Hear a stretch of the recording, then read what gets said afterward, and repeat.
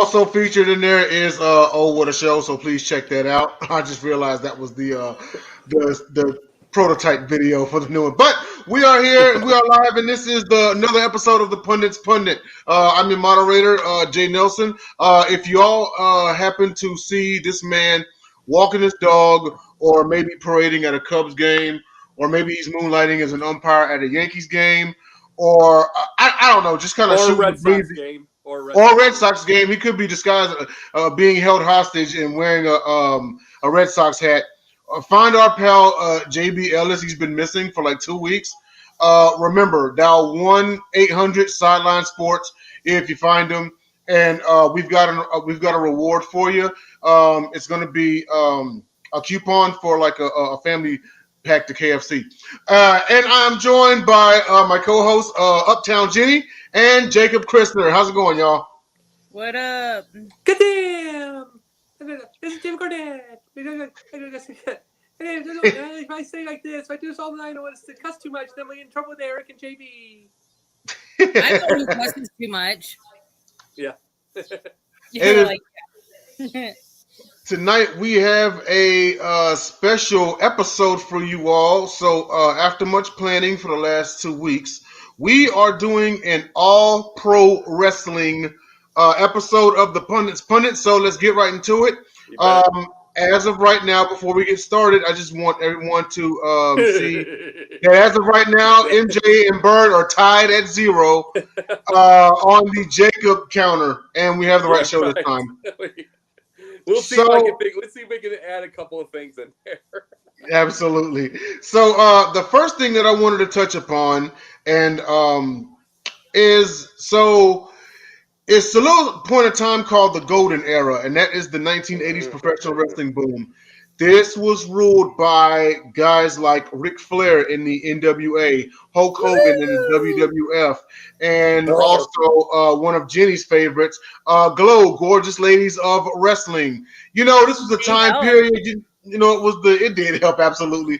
This is the MTV VH1 era. You know, the big hair band era, and guys were all pumped, and some of them were getting pumped in ways that now are illegal, that back then was legal, but it all started, at least on the WWF side, when Hulk Hogan first won the WWF Championship from the Iron Sheik in Madison Square Garden in 1984. It is said to be the birth of Hulkamania, and the next thing you know, it's running wild, and he's every kid's hero and idol.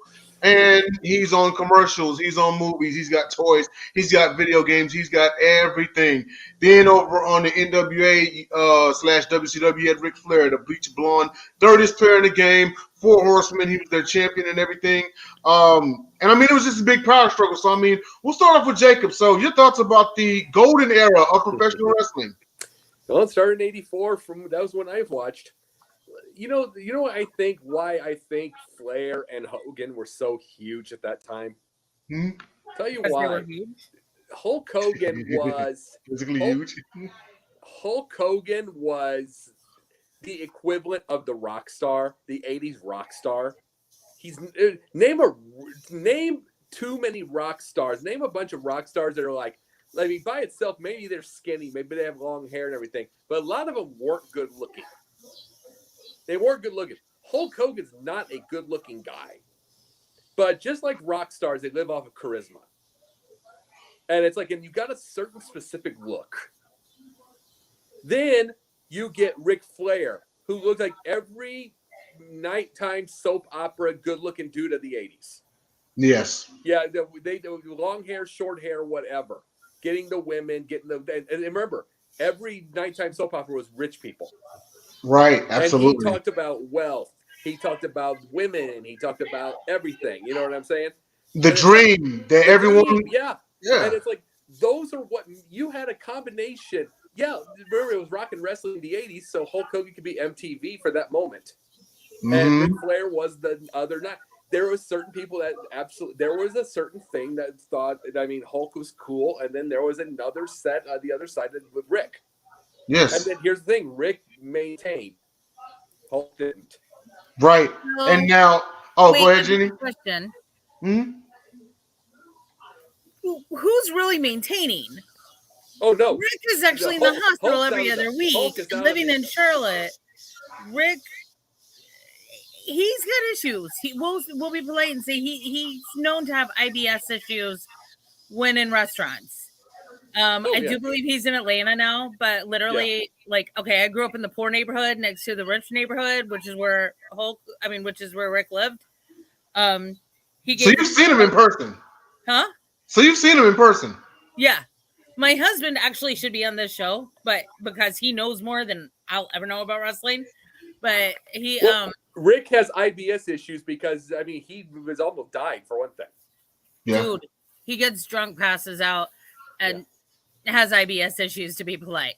Yeah. It's been found in both the ladies' room and the men's room by accident. What I meant by maintaining is I'm talking about a certain celebrity. I mean, here's the deal. After what happened with Hulk, he is persona non grata. I mean, I literally remember think of an idea for a script for Hulk once.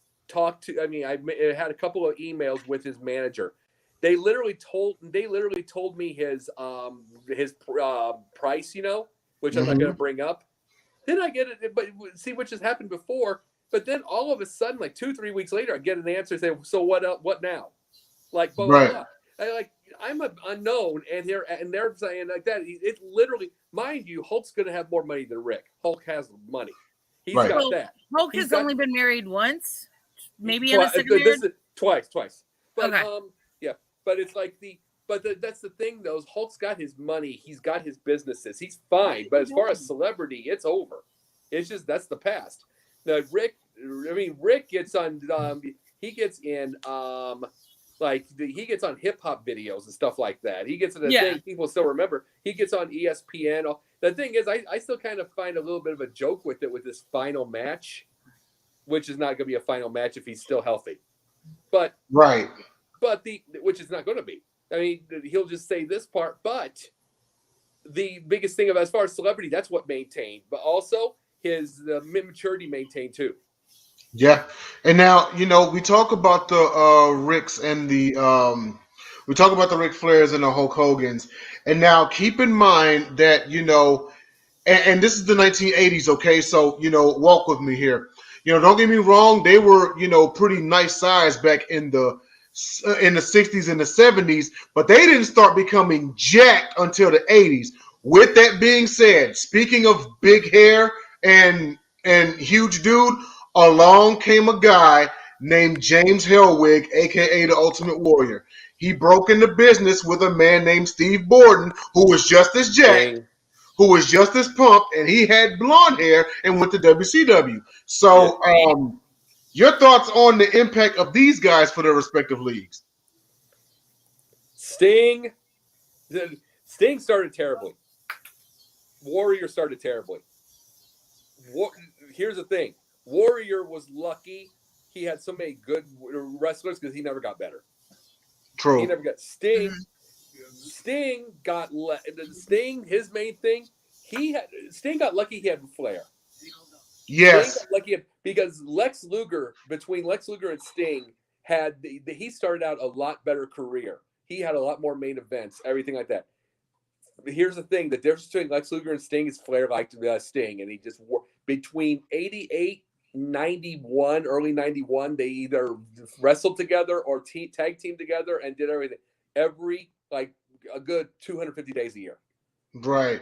Every single time. I mean, he literally put Sting under his wing for about 3 years. That's what made Sting better. I mean, Warrior was never going to have that because he was kind of a punk. Sting was the nice guy. Right. Well, what about you, Jen? Your thoughts? Can't hear you.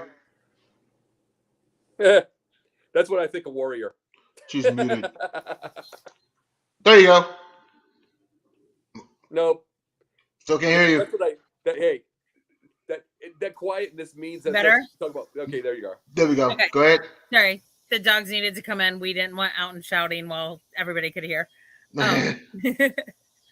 So I remember all of these names. I know the Four Horsemen. I know Sting. I know all of that. I don't know as much as you guys do. like, to be perfectly candid when it comes to wrestling.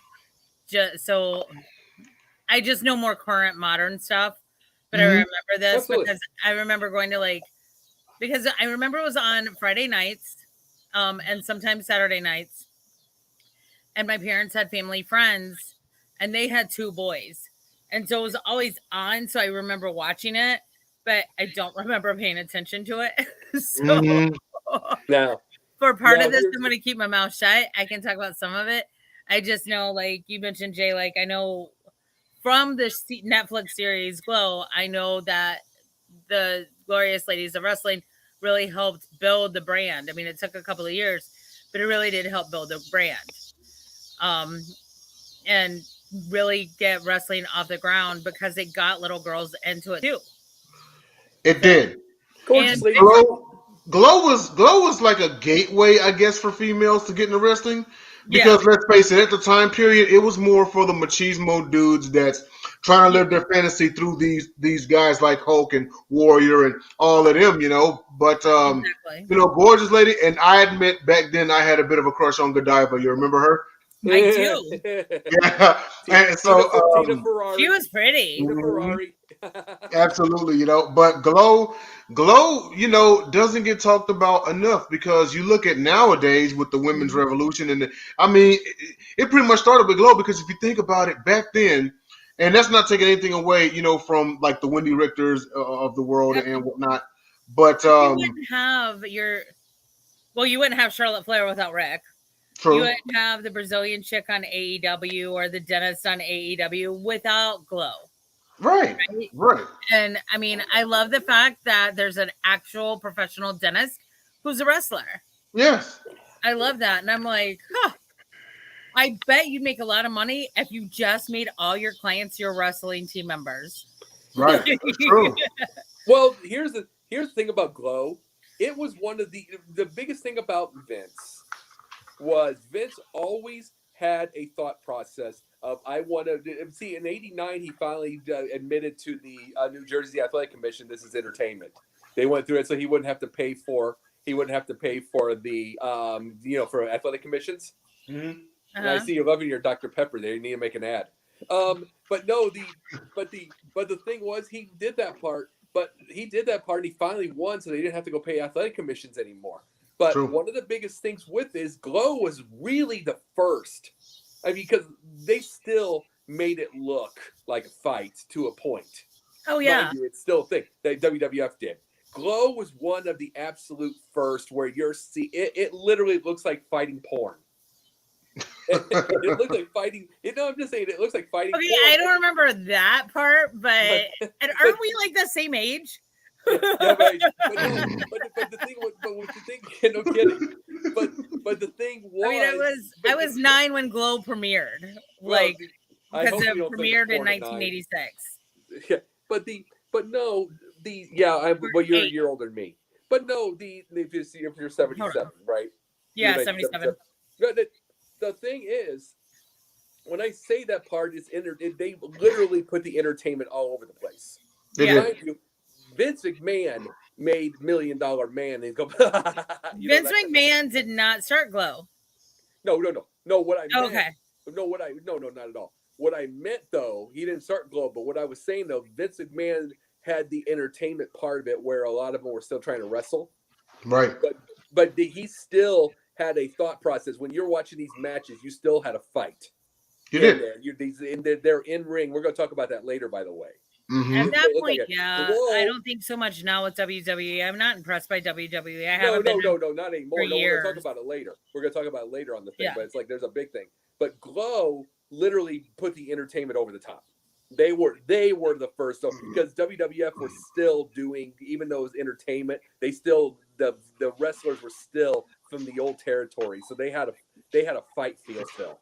They did, and we've talked about Vern Gagne's AWA, and there were little to no actual gimmicks in that league. Like they were, they didn't predate the WWF when Vincent James McMahon had it, but again, they did not have like characters. Like even Vern Gagne himself had a rule that you were not to be world champion unless you had a legitimate wrestling background. It's why he made himself champion 10 times. At one point in time, the AWA had a young Hulk Hogan, and they let him go. That changed the world. But see, the thing is, it probably ends wrestling as we know if they keep, because he would have never made it the way that Vince wanted it in the first place. It's like, gotta realize this thing about Hulk Hogan. He has admitted in his books 2 different times in his book. He wrote 2 different books. He admitted both times he's not a fighter. He was the first wrestler that did not pretend he was a tough guy of the ilk at all. He was a bodybuilder. Yeah, he admitted it. Like, he was honest about that. I remember that. He was completely honest about that. He even says himself, he's afraid of getting into fights. And it's like if someone's better than him, would whip his ass. And if he's stronger than somebody, how he might hurt him. He doesn't have that thought process of the tough guy. Well, the thing about it is Hulk Hogan really, in truth, was a bodybuilder. Yeah. A lot of bodybuilders aren't fighters, even to this day. Oh, a lot of bodybuilders aren't fighters. Well, you don't want a bodybuilding fight. You don't want to. Right. Like you don't want to find out. You know what I mean? No. Oh, no. You don't want to fight as a bodybuilder. You really don't, because your muscles are built for build. They're built for look. It's like the minute that you start throwing fists, you're gonna tear rotator cuff. Yeah. Right. It's a completely different type. Right. Absolutely. Well, that's a good time to segue into the next topic, because we did bring up, and that is actually the fighting style of current WE for a lot of the wrestlers, and that is WWE and the Marvel film style. So this was something that I had discussed previously with Jacob Christner, and what he said made a lot of sense. So when you look at guys like, and I'm going to actually kind of grandfather Rey Mysterio, because he's a lucha libre, because he's a grandfather now, I think.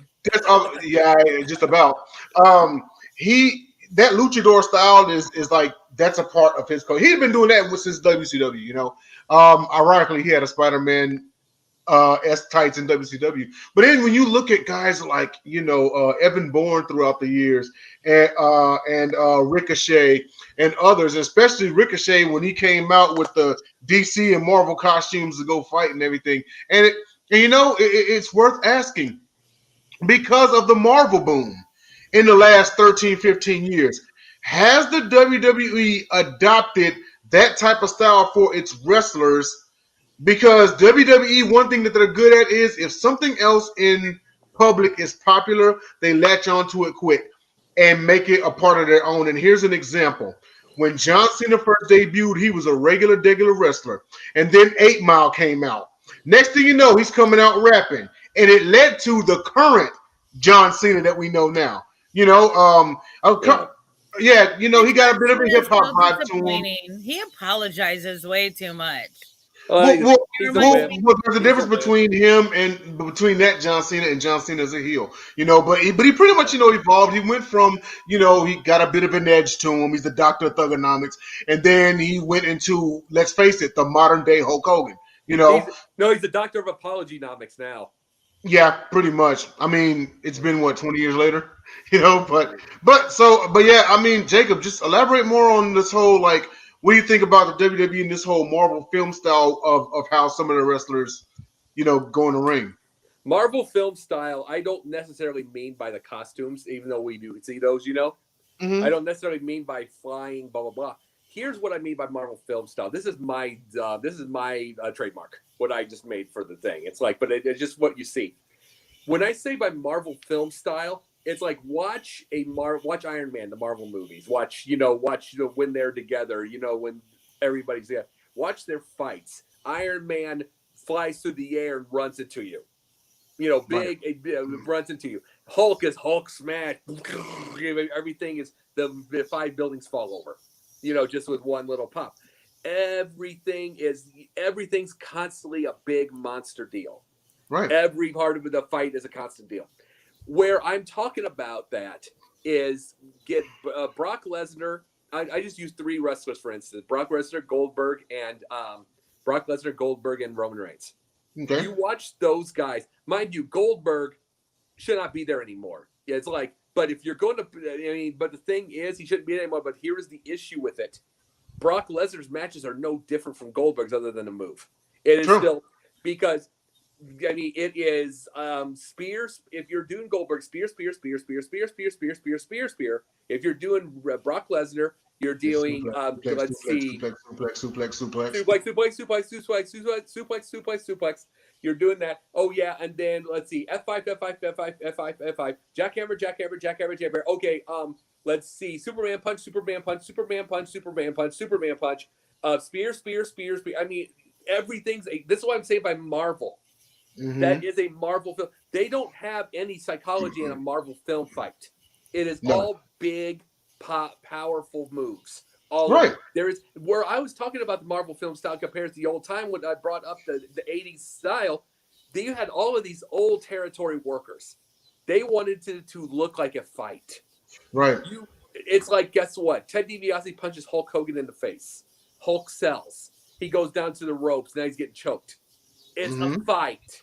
Yes. It's a fight. It is like he's going to, and if he's going to cheat, he's going to try to choke him with a ring rope. Yes. He's going to try to do that. He's going to try to wear him out with a chokehold or a chin lock. He's going to those type of things. It is a psychology of a fight. Hulk's got to fight out. He's got to do everything. Even though there was the Hulk up and all that, and that's just 80 stuff. There was a fight thought process. Macho Man was the same. Everybody was the same.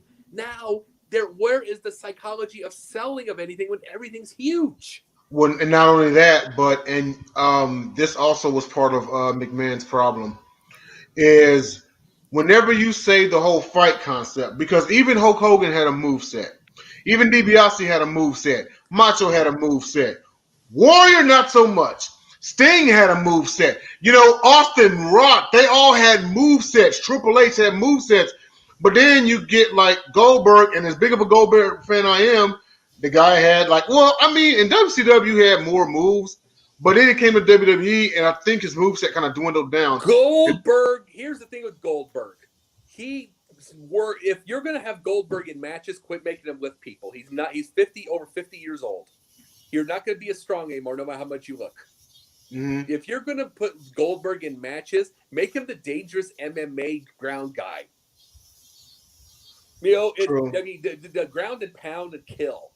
Right. You can spear, but don't have him lift. Right. And you know what? Maybe because, and we'll talk later on this one, but I'll just bring up Ken Shamrock.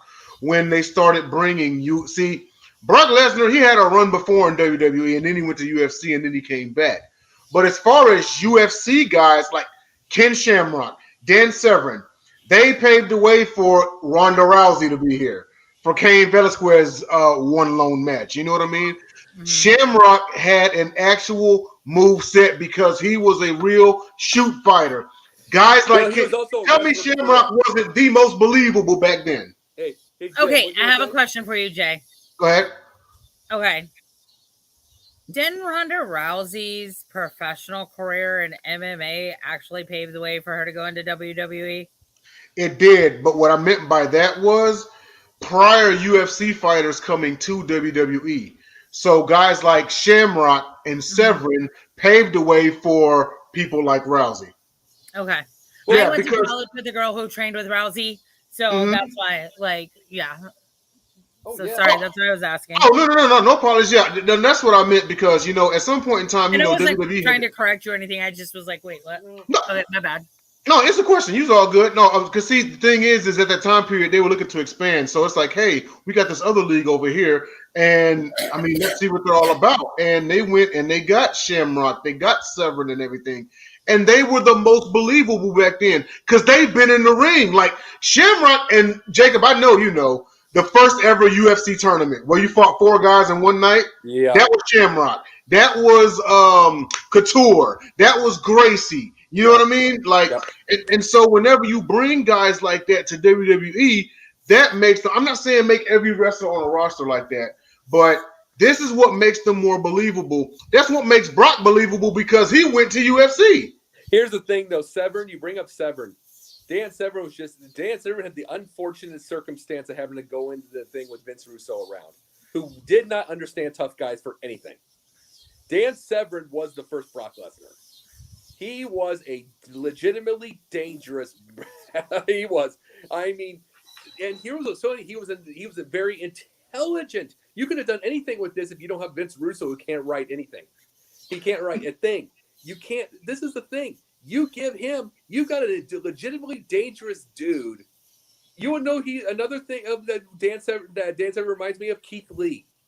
Yes. If you have anybody that can write and anybody that can put a story together, Dan Severn's Keith Lee. He is a highly intelligent badass. Yes. You know, and very dangerous and can ground you, can destroy you. And Absolutely. That is Keith Lee. Which, that gets me on Jim Cornette. That gets me on him. You know, it's like, Cornette doesn't like Keith Lee being intelligent. It's like, Corny, this is not the 80s. It is an awesome thing for Keith Lee to be an intelligent destroyer. Exactly. He's in just some like, because you know, for so long we had, and Jen actually had a question for you in a second. You know, this is why I loved it when Triple H, you know, first got put. I remember him. Suit, you know, and I get excited when I remember. he said long gone are the days where you got these 6'4", 260-pound dudes with only 3 moves to their moveset becoming world champion. So because of Triple H, he made the way for smaller guys like CM Punk and Daniel Bryan and everybody to become like world champions because they have legit backgrounds in wrestling, in judo, and so forth. And so now my question for you, Jen. Ronda Rousey, who has a legitimate judo background, who's been a UFC champion, you know what I mean? What were your impressions of her in WWE? I don't think it translated well. Initially, at least. Because so you can look her up. The girl I went to college with was Tara LaRosa. And she, like, I was sad because she was actually training in Albuquerque when I was living in Santa Fe. And that's only an hour away. But I was really into it because I'm 99% sure they had actually trained together. I vaguely remember Tara telling me her name in college at one point. But they, I don't think initially it translated well. You think she just kind of got adjusted and then she has definitely gotten adjusted. I don't think she likes the fact that Charlotte is the one that wins all the championships. But yes, Jacob? The thing about Ronda is WWE writers, which I'm going to say writers. Yeah, they've treated her like writers. I hate writers. They need to be bookers. I'm sorry. That's the one old school thing I'll take. I will say with Cornette forever, I will say bookers. Writers are horrible. They are failed sitcom writers. They're ridiculous. This is the thing. Especially with the WWE. I mean, at least the shit with AEW is a little bit better. Yeah, no kidding. But here's the thing. They don't know how to, this day, they don't know how to write a baby face. A baby face is still that 1980s, smile. Guess what? Everybody hated baby face Roman. They love heel Roman. Here's a little thing about heel Roman. You can make that a baby face Roman. Yes, you can. You can make that baby face, and it's just like a face. You know, you can make that because people. And it's like, guess what? Brock Lesnar, he's kind of fake smiling. He's having a little fun with the whole thing. Yeah. Here's the thing, though. You meet Brock doing his little thing. He's kind of a smirky dude. And he gets cheered when he's growling. He gets cheered. People just want reality. And you know where it started? It started back in. Okay, so you remember Vanilla Rocky Maivia that debuted in '96? Yes. And then he became the youngest ever Intercontinental Champion, and he was shaking hands and kissing babies. And then what did the crowd do? They started chanting, "Die, Rocky, die. Yeah. Die, Rocky, die. Yeah. Rocky sucks." Then he joined the Nation and became an ass. And when that happened, The Rock was born. And soon what happened after that? He got cheered. This was the change and the shift in fans in wrestling. Long gone were the days of we're going to cheer the good guy and we're going to boo the bad guy. Nowadays, it's like, you know what? That's gotten old. We're going to start cheering. How do you think Stone Cold got so popular? Greatest thing what the Click did. Quick side note, sorry to advocate another show, But the Stone Cold Austin hot ones on YouTube, hilarious. Nice. Really advocate it. Have you seen his any episodes of his Broken Skull sessions? Yeah, okay. Maybe they're on YouTube. I know you. I think a few episodes are on YouTube, but I watch them through Peacock. Like if you have a Peacock subscription, you can see them. But yeah, definitely the Broken Skull sessions are awesome. I watched the one he had with Kevin Nash, and it was pretty. Oh great. no! Listen to go to Nash's Click This podcast. It is amazing. Nice. Amazing. But no, look, the thing is that what makes them. It's not the heel or face thing. This is what WWE writers still don't get. Vince did not get. Maybe Triple H gets it. Now that Vince is gone, we'll be talking about that in a minute. Mm-hmm. Maybe they get this. It's not the words. It's not the good guy, bad guy thing. That's been gone a long time, Cornette. I'm going to say that again. Cornette and Brian last. You know, it's like, Mr. Welcome, friends. You are our friends. No, unless you don't agree with us politically, and then you're not our friends anymore. See, you are our friends. No matter what. But no, the thing is, it's not the words, it's not everything, it's what's real. It is what's real. Macho Man got cheered, even though he was about to look like he was smacking Elizabeth around and they loved him. There was such a charisma thing. There's such a charisma thing. What looks cool? It was. What looks cool? I mean, it's like, let me tell you, I guarantee you why Hulk got cheered as long as he did. And no matter what, I'll tell you why. Is because he raked backs, he raked eyes, he cheated a ton. He hit you from behind. The thing was, it wasn't that he did that. He did it because they did it to him. Yes. They did it to him. And it's like, fans get it that it's real. You're going to get your revenge. I don't like baby faces that are like, you got your butt kicked and now you're holding an arm. Right. Yeah. Like what John Cena became, because it was like no matter how many people did underhanded tactics to him, he'd be holding a chair and he's like, "Nope, I'm not going to do it." The crowd would boo because they get like all charged up, like he's going to do it, he's going to do it, he's going to break the rules, and then Cena's like, "Nah," and I'm just like, "Oh man, Vince, you're killing me," you know. So,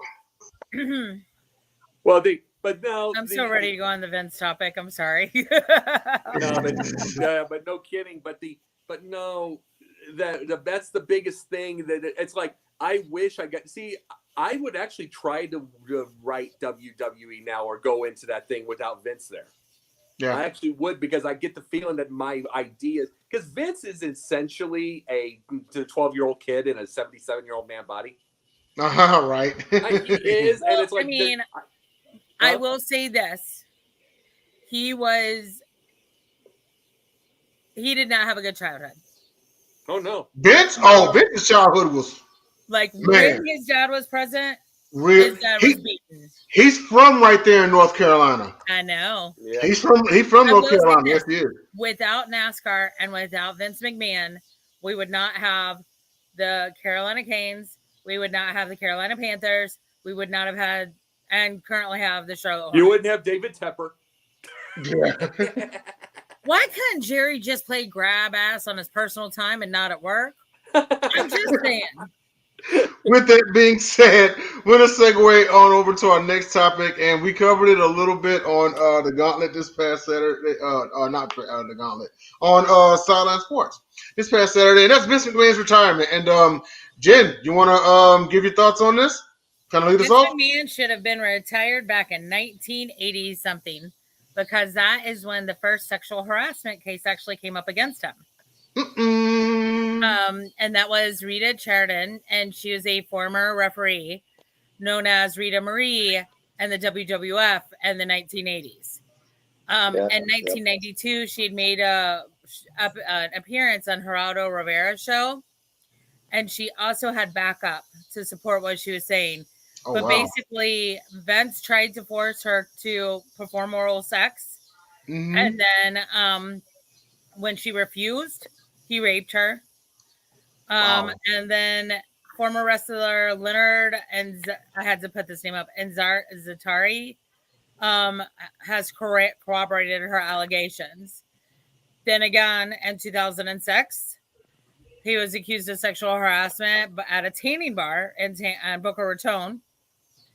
And then again 2006 in Miami because he was in Royal Rumble.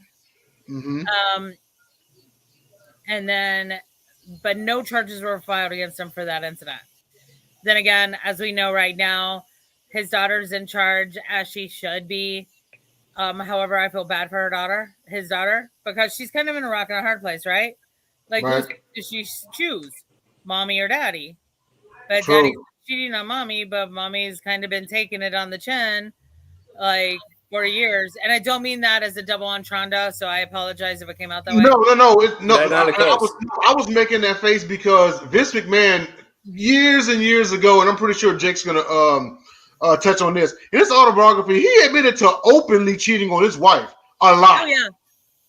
Oh yeah. And then, like, I don't know, like, how many people, like, I get Ric Flair getting excuses because he actually never sexually assaulted anyone. He was an asshole, but he flashed one or two women, which is illegal, but he would usually tell them he was going to flash them beforehand. And the flight attendant, I think, on that, the flight from hell. Right from hell. Yeah, was the one exception. But there's a lot of contradictory stories, including from other flight attendants. Yeah. So who knows? But I feel bad for the kids. I don't feel bad for Vince or Linda McMahon. I am grateful to Vince, because without him, I would not have my boys. I really, either team, my Hornets or my Panthers. Mm-hmm. So, and I'm not really into hockey, so I don't really care about that. But no offense, go Canes. But I don't know, like, what he's done is reprehensible. It's repulsive. He's gotten away with it for 40 years almost. Yeah. It's kind of like one of those things where, it's going to catch up with him. Has let him. And I'm sorry, but because his wife let him, it does not surprise me which cabinet she ended up working in. Yeah, I think I'll say that. Yeah. I'm sorry, but I will. Like, that's fine. No, let me say this. We have to understand Vince McMahon's where his personality is right now. He literally started 1975. His dad told him he's going to take the Bangor, Maine territory. If you have 3 months to build it up, because it was gone. You have 3 months to build it up. Do not ever ask me a thing. That's what his dad said to him. You don't ask me a thing ever about being in the wrestling business again if you don't bring it up in 3 months. He did. No, isn't PWS out of Bangor also? Maybe, I'm not sure. I'd have to look that up. Okay. But anyway, this was the Bangor, Maine territory, and it was dying, and they weren't getting anybody. He just said his son. I mean, this is 30-year-old Vince, okay? And he kept saying, Vince had been doing for years, like promoting it different ways, like music halls and all that stuff, small things. Kept asking his dad, I want to get in the wrestling business, and his dad finally said, "You get Bangor, Maine. We can't get anybody. You got 3 months to build it up. You don't build it up, do not ever ask me again." And he knows that that was his one chance, and he built the thing up. In '82, he was asked to. He wanted to buy WWF. Okay, say WWF. From his dad. His dad, the partners, Arnold Scotland, Gorilla Monsoon, a couple others, forget. They were all partnership in that. And his deal with that was, you've got 4 quarters to do it. Starting in January, you have 4 quarters. You have to put $250,000 in my hand in one quarter each time. For the one thing, you have to keep doing it. And if you miss it once, not only do we keep the money, we keep the company. We keep the company. And we don't give you your money back.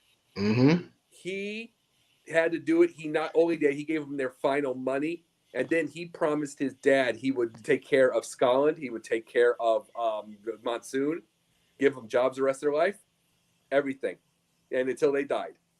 But he didn't have any ill will toward those guys, even though they were laughing. It was little bitty, you know what I mean? Yeah. and it's those things. And for you, and mind you, I'm just saying this, Jen, I'm not for his ridiculousness. You know what I'm saying? Oh, we all love our ridiculousness. What? I said we all love our ridiculousness. Yeah. I'm not for what Vince has done. I'm not giving him excuses for that. That's the environment in which he was raised, but if a woman says no, a woman says no. Oh, sure, if a man says no, a man says no. But what I'm bringing up with his personality is everything to him, there is no. Everything to his personality. If you beat him up in a fight, he's going to keep swinging until he gets one in on you. Mm-hmm. Yeah. If you say to him, you have to go take this territory, and you have one chance, he's going to get hell or high water. He has no choice. Yeah. When you owe $1 million in 4 quarters, you have no money. You have to do this. He's going to keep doing it. He and Linda got their 2 of their cars repoed. Mm-hmm. 2 of their cars repoed. They were everything. Everything was that business. He gave it all for WrestleMania. Yeah. Everything was the Tums related, like literally acid. I won't say he didn't work hard, but because he couldn't respect himself. Yeah. First and foremost, he couldn't respect anyone else. Yeah. Including his family. Yeah. Mm-hmm. And he has destroyed it himself. And here's the thing. You can see, if you look at the timeline, you can see even the decline. Now, I get first allegations.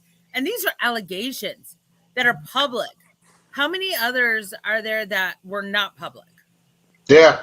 How many of them weren't reported? And one time I read an article or rather a tweet, and it was so accurate. Up until that time period, even on through to today, Vince McMahon has the mind frame of a 1980s Republican. Whenever there's a problem, throw money at it. Because he is one. Exactly. Whenever there's a problem, almost single-handedly supports the Special Olympics. Yeah. Yeah. I mean, so it's so people. It just goes to show you, like, honestly, I'd kick him in the shin if I saw him in the face, because I can't get arrested for kicking somebody in the shin. Other areas of a body you can get arrested for. Shin, oopsie. Anyway, it goes to show how convoluted people are. Yeah. Because some people are really good in certain areas. Yeah. See, and Vince is in bad areas, but he has no respect for himself, and that has to come from his childhood. See, if you want to you got the money, go get a counselor. If you want to see the truth about Vince McMahon, though, you said oopsie with kicking in the shin. You could probably punch him in the face, and he'll probably give the respect to you. No, because it don't look good in orange, Jacob. I don't want to go to jail. I don't think you would. This is the funny. I'm joking with it, but I don't think you would. Wait, hang on. I said he has the mindset of an 80s politician, i.e. Reagan. Jen, if you punched him in the face, he'd probably pay you not to do it again. That was trying to get me to do other things with him instead. He might pay you to do it again. Then run. Do it again. I mean, I get a couple mil out of the shit, but hey. But my point is this, and what I meant by that is, whenever there's a problem, you throw money at it. You throw money. See, in his mind, it's about who has the most money. Who has the most? That's just a Republican thing, though. That's 1980s? Yes. That's a political thing. Hey, with Vince, he might pay her to punch him again. Yeah. It might be his fetish for all we know. But I'm just at the point where I think all parties are disgusting, so that's where I'm at. But no, Vince is somebody, every inch of his life is a fight. Yes. He's made it that way, though, Jacob. Yeah, that's on him. You can choose what battles to fight. Yeah, he and Flair are the most immature. The one thing I have respect. Here's the deal. The one thing I have respect for Hulk Hogan with, and I'll tell you this: we know what Hulk Hogan did as far as his news. You know what I mean? Yeah. But there's one thing I have respect for Hulk Hogan is when you listen to him talk, he sounds like an adult. Yeah. He sounds like an absolute adult. He sounds like somebody. Okay, valid. What? Valid point. Like Ric Flair doesn't really sound like an adult anymore. Hogan at least sounds like he has a brain, right? Yeah. He sounds like an adult. He talks about money, the things, investments, doing all that kind of stuff. He was in boardrooms first before any wrestler.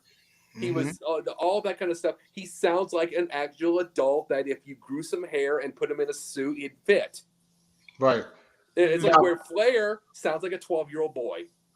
Yeah. Vince, constantly a 12-year-old boy. Yeah. Now, Gentlemen, Jennifer. I'm really sorry to interrupt, but I gotta jump off this one. We got a 50th episode that I was asked to be a part of. Hey. So I'm sorry. Awesome. I love We you love guys. you. Thanks Hey, everybody we'll for catch up to watching. you. We'll catch up to you. All right, I'll talk to you We guys love after you. the show. Great show. Love you Hey, guys. Bye. love you. We love you. No, but I'm going to bring this there. This is what I was bringing to that. It's the fact that, like I said, what's killed Hulk Hogan is we know what killed Hulk Hogan's celebrity. It's over. We already know that. We understand that part. It's like whether he apologized, he did all that kind of thing. That wasn't going to happen again, especially at his age. You know what I mean? Exactly. But his age. But here's the thing. He was smart enough to know money to when he never went bankrupt through all that. Right. He's a guy that would know how to build money and put it over and get it away from something. Hulk Hogan sold the name when I'll give you a little quick story. I don't know if you knew this. Ricky Steamboat for 15 years lost his trademark to his wife, Bonnie, his ex-wife. Oh. He lost it in a divorce. Guess what? Linda tried doing that to Hulk. Hulk knew about that. He sold it for $1 to Eric Bischoff. Yep. And Eric gave it back to him. Nice. Eric gave it back after to him. after the divorce was final. The divorce was over. And it was like Eric gave it back to him. And it was like, that is talk about a friend can trust. Eric could have taken that thing to death. Absolutely. Especially when Eric, but that's what I'm saying though. Hulk Hogan he's had 2 divorces. He just had a divorce with Jennifer or whatever, you know. Here's the thing though. Hulk Hogan, when you look at him in on a celebrity, on an everything, when you listen to what he's done, like with his divorces, with everything, it sounds like a human being.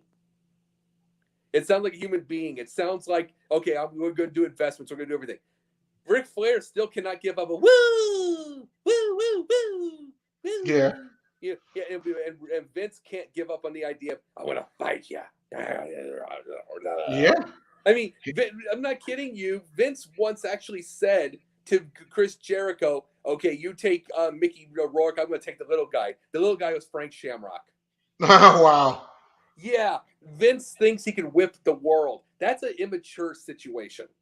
It is. But, just like Jen said, his whole life has been a fight. And if you think about the 3, because he's had these little battles and skirmishes throughout the 40 years, but he's only really had 3 wars. One of them just retired him, the Monday Night Wars, and remember the 1994 steroid scandal. See, that's the thing about a fight. You want, in those situations, you want that fight. You want the fight with you. Kevin Nash says it himself. Vince McMahon had a neck brace on during that whole thing, had neck surgery. He no-sold everybody. No-sold everybody. The government was planting evidence on him, and he was no-selling them. I mean, we almost want to go to a bell tower and pick some people off. He literally no-sold everything, knowing they were lying. Knowing they were lying, exactly. And at some point in time, when do you start to feel like you're bulletproof? Okay, you're fighting this promoter over here. I fought the United States government and won by myself.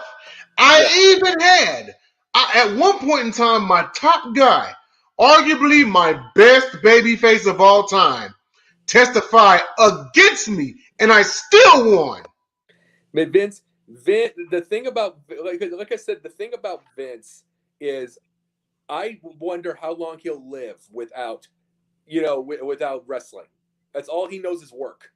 Mm-hmm. But I mean, here's the thing: as long as he keeps working out and comes up with ideas, you can go for a bit. But here's the thing: like I said, with Flair and let's see, Vince. When you don't know how to be an adult, guess what? This is the whole thing. Neither of them know how to be an adult human being. Yeah. Neither of them know how to, because you got to realize people keep talking about the last Flair match. Flair talked about, I've been offered 10 more matches. For one thing, who the hell offers the 10 more matches as a 73-year-old? So 75, exactly. But even if they did, okay, this is the thing. He's not going to tell you he's not going to say the word yes right now while they're promoting something that says this is his final match. Right. The minute he accepts that, then he will make no money for his match. Yeah. And but guess what? What's he doing in the ring in the first place? True. I mean, what must be going on or lacking to where he's like, you know what, I'm just come back for one more match. Even though we saw his last match when he was still somewhat in shape when he fought Shawn at WrestleMania. You know? There's something about wrestlers. That's another thing I had respect for Hogan is he misses it dearly. He wishes he could get back in there, but at least he can say, well, my back can't do it anymore. He's not just trying to shuffle through it. That's the thing about it. There's just something about it. Jerry Lawler's no different. He has to have 25-year-olds. He's freaking 70 some odd years old. It's like Jerry Lawler's the same thing, and he had a false statutory rape conviction. It was false, but he had false. But it's like this kind of crap is what happens when you can't let yourself have a beautiful 50-year-old woman. Yeah. It's same with Flair. When you can't, all these little accusations are all going to happen when you can't let yourself have a healthy sex life. Yeah. It's time to be an adult somewhere. You know this? Some point in time, yeah. It's just for guys like that, it's so hard because it's boring. Fans love. You got to think about it like this. You talk about how immature Flair was. Fans love the immature Flair. And as big of a spotlight hog as he is, it's hard to let that go. I'm not condoning it. I'm just saying human nature. You see what I mean? Like, yeah, and it's like, it is human nature, and it's all that kind of stuff. But let me tell you this. When I see, and I'm bringing this whole thing, when I see Flair, and I'm saying this. We'll do this, and we'll go to the Montreal Screwjob, okay? But I want to say this. When you see Flair, you're still seeing him doing fake, these fake little things with getting cut open by Kevin Nash or Jeff Jarrett. Mm-hmm. You're seeing all this crap. You know what I'm saying? Do you want to know what and you're seeing these final match things, these little press conferences and all that stuff. Do you know what you see when you see Hulk Hogan and Kevin Nash? You're seeing Hulk on videos showing off his 11 cars, muscle cars. All right. And his 3 boats. Enjoying life as a beach bum with all that money. Yeah. And all that kind of stuff. And guess what? His women are about 50. They're gorgeous, but his last one was 40. They're getting age appropriate. Yes. You want to know what you get when you get Nash? 25 movies, and about 12 of them were blockbusters. Yeah. And he owns real estate, and he's got his own CBD, Jackknife Sativa now. Yeah. It's called Jackknife Sativa. If anybody wants to go to Kevin Nash's website, he has his own CBD now. That you got a businessman actually doing business things. You have businessmen doing business things. Adults. Mm-hmm. They're not trying to pretend. The only physical altercation they look to get into is if you break into their house, and they're probably going to have a gun. But if you do wrestle them, then they're going to have to do something. That's the only way you're going to get there. Right. Out of them. Because they're adults. Yeah. Doing adult things. Well, we're going to transition to the final topic here, and we may actually end up going 2 minutes over on this one. But the Montreal Screwjob. So we've seen the Hitman Hart documentary on, I think it was A&E. We've all seen Survivor Series 1997, the entire pay-per-view.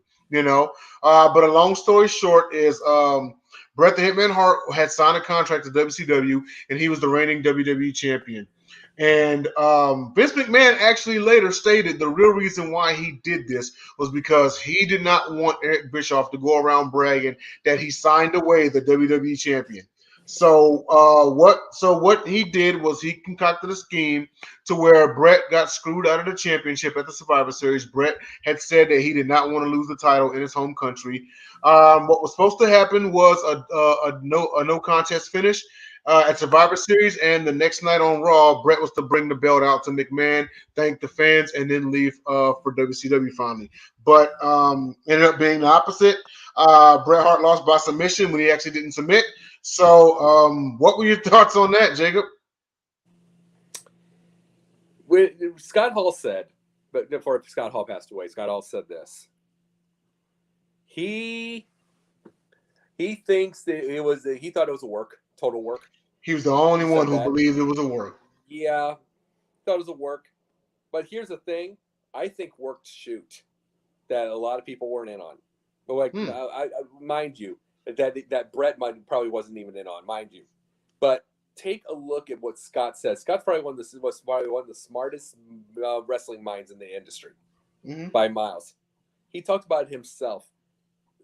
Where in the world Vince McMahon was outside the ring, and yet remember he ran all the production.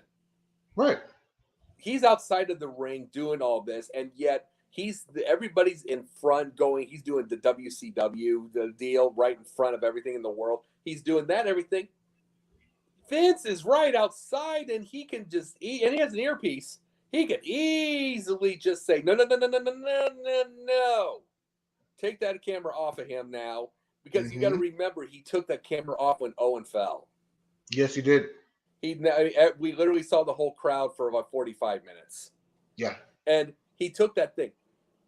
I think Brett was screwed. I do. But I think Vince is probably one, from everything we talked about, I think he's one of the master storytellers. I'm not talking about story-wise. I'm not talking about story-wise. I'm not talking story-wise as far as in and out, because he had a lot of crap. What I mean by storyteller, he knows what's going to happen based off the amount of years he's been through this. Yes. This industry. He absolutely knows what you should just keep that camera right there. Yeah. As far as surface storytelling, he's a master, because he put every single territory out of business based off the fact that everybody had the still camera, and he had 4 cameras. He had 4 or 5 cameras. Everybody had a still camera in the ring and maybe a second one on the outside. He had 4 cameras, and they were all shooting like a sitcom. Exactly. Yeah, that way. He knew, not to say that his writing or any kind of bullet points were any good, because guess what? During those times, he had Jake the Snake Roberts telling the story. He didn't have to do that. He did. He didn't do it. But surface storytelling with a camera, master. It's like, he has probably got 3 people to say that thing. And once Vince dies, I'm imagining Triple H is going to come out and say he knew. Yeah. I'm talking, and I'm not saying that he didn't say no based off Shawn Michaels, as far as he's going to say this is where this camera is going to be or whatever. Yeah. You know what? I agree with you. I believe that once he finally passes away, there's going to be a lot of people coming outside saying, "Oh yeah, what you thought was," because I'll bring up another incident, and this is what lets you know that this was real. And I mean by a full-blown shoot. So I mentioned Wendy Richter earlier in the program, right? So a lot of people don't know this, but she herself was screwed out of the women's title. She dethroned the Fabulous Moolah after a 30-plus year reign as the women's champion. You remember that, right? Yep. So Wendy Richter was becoming big, and I mean, basically, she was the Hulk Hogan of the women's division. Well, she made the quote-unquote mistake of wanting to get paid like Hogan. And the thing about it is this. It's not that she wanted to get paid like him. She wanted to get paid more. Now, mind you, this is Vince McMahon here, okay? You know how he viewed women then and probably now. So with that being said, he actually screwed Wendy Richter out of the championship when the Fabulous Moolah came out and won, and it was a controversial finish. After it was done, he ran to the back and hid in his office, and Wendy Richter tore the back apart looking for him. After the Montreal screw job, Brett was tearing the back looking for Vince. Vince ran and hid in his office. It was only The Undertaker who knocked on his door and said, "You better come out here and face that man." See, that was the funny thing. It was the fact it wasn't like Wendy was ever going to do anything to Vince. Vince was a monster. But, yeah. I mean, Brett's a big boy. So that's the big difference. See, the thing about that screw job is the simple fact. You got to realize before the screw job and everything, that Vince was on another. Vince took another chance before the big. I'm going to give you this whole thing before the Attitude Era. He took one more chance. You got to remember, they had no money, none, zip. They weren't making money at all. They literally took water bottles out of the offices. Those water coolers, they took them out. They were in that kind of shape. Jim Cornette said it himself. They couldn't afford a thing. Vince took a loan, or I don't know if it was a loan or the rest of the money they ever had, and he completely rebuilt their stages when they had no money to do that. Oh man, this is what I'm telling you. He's not a great poker player. He's not a great poker player. He just scares you into. I mean, like for instance, I played poker for years. Okay, I know. Well, before you continue, let me ask you a question. Because Vince McMahon, you say he's not a great poker player, yet he seemingly wins at poker.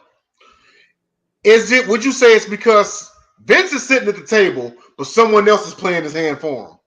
No, that could be too. But here's the thing: he is not a good poker player because the biggest thing about it is he really doesn't understand the rules. It's basically like the Monopoly game when you flip it over, say I win. Yeah. See, the biggest thing, the reason he's not a great poker player is because he is just throwing in with a pair of twos or without a hand, and you just don't know if he's bluffing. And you got to realize that the idea of, do you want to know why there's like 1,100 billionaires in the world and 3.2 million millionaires in the United States, and out of 330 million, is because the vast majority of people are too scared to ever try to be a multimillionaire. Yeah. They're too scared to try to invest money. They're too scared not to try to spend their thing. They're too scared to play the game, to break the rules a little bit here and there. That sometimes you have to get, the breaking the rules is not screwing people. It's not paying the taxes, which means you're trying to do different things and not pay the extra taxes. That's what wealthy people do. There are people too afraid to try those things. Vince is afraid of nothing. Not a fight, not any accusations. He's afraid of nothing. And so, like I say, he's not a great poker player. But the reason he's not, but he wins all the time because the rest of the world is afraid. The rest of the world is afraid. What if he has that for once in a blue moon? He'll have that four of a kind, full house or four of a kind, four of a kind once in a while. But vast majority of the time, he's got a pair of twos, and he's just going, "Thank you, I'm gonna take my chips again." But he's not any good. He's not any good. He just knows you're too damn scared. Yeah, it's not. Yeah, it's not that. It's not that he's any good. It's that you just don't show up. A lot of people don't show up or too scared, and the ones that do show up are too scared. Well, you're too scared. It's like, guess what? Everybody, there's a legend of his idea of his toughness and quote unquote. Well, who's he ever fought? But the whole point of the toughness is because he's not afraid. He's not afraid. You're seeing videos of him being over 70 years old and jumping off of the platforms like at a WrestleMania thing just to show, hey, see, I can do it. And you know what? The crazy part about it is, and we mentioned, this just a little bit ago, is we talk about how he's not such a good poker player and that everyone else is just afraid, and that's why he wins. So would you say the 94 steroid scandal was his Nick Foles moment? No, because he had Rita Chatterton. He had Rita Chatterton. It's like, and the reason Rita Chatterton, just to let her know, the reason Rita Chatterton didn't hurt him at all is because it wasn't a publicly traded company for a long time. Right. It wasn't for another 13 years or 12 years. It wasn't a publicly traded company, so that's why it didn't hurt him at all. He was a family company. See, but in the midst of Vince's greed, this is why they investigate him now. He had his greed. He could have stayed a family. He could have stayed a family business, made all that money. And he could have made money in Saudi Arabia without dealing with that kind of thing, and he wouldn't have been touched. But he wouldn't have been touched. But